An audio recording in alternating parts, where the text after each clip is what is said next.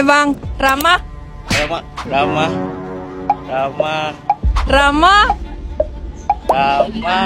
Muslim. Rama? Hah? Rama? Tak Rama. Apa Rama apa? Sambung, Rama? Rama Tama. Rama? Rama? Rama? Bukan Rama.